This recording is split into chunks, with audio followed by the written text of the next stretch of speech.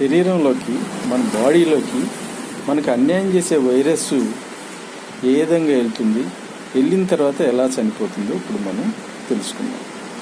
ఏ భాగం మనకు అన్యాయం చేసే వైరస్ని చంపుతుందో కూడా ఇప్పుడు మనం తెలుసుకుందాం. మనకు అన్యాయం చేసే వైరస్ మనం పీల్చే గాలి ద్వారా కానీ, మనం తినే ఆహారం ద్వారా కానీ, మనం తాగే వాటర్ ద్వారా కానీ మనకి లోనికి వెళ్ళే అవకాశం ఉంది.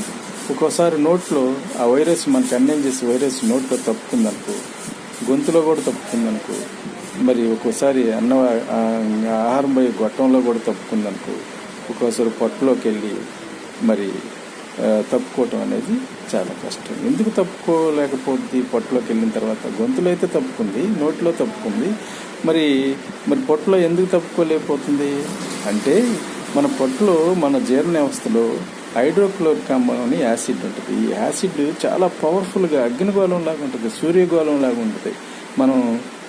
మన శరీరం, మనం వాటర్లోను, మనం పీల్చే గాలిలోను, మనం తినే ఆహారంలో ఉండే వైరస్ మిగతా భాగాల్లో తప్పుకొని పొట్టలోకి వచ్చిన తర్వాత తప్పుకోవటం అనేది చాలా కష్టం. ఎందుకంటే హైడ్రోక్లోరిక్ ఆమ్లం అంతా సూర్యగోళం లాగా ఉంటుంది. దాంట్లో పడి మసి అయిపోయి దెబ్బకి చచ్చిపోతుంది అన్నమాట. ఇంకా అక్కడ తప్పుకోవటానికి సాయసే లేదు. అక్కడ పడి మాడి మసి అయిపోతుంది. ఇది పొట్టలో హైడ్రోక్లోరిక్ ఆమ్లం అని యాసిడ్ వల్ల దాంట్లో మన బాడీలోకి వెళ్ళిన వైరస్ అక్కడ మాడి మసి అయి చచ్చిపోతుంది. ఈ విధంగా మన శరీరాన్ని, పొట్టలో హైడ్రోక్లోరిక్ ఆమ్లం అనేది మన శరీరాన్ని, మన ఆరోగ్యాన్ని కాపాడుతూ ఉంటుంది. ఈ విధంగా మనకి పొట్టలోకి వెళ్ళిన వైరస్ ఈ విధంగా చచ్చిపోతుంది.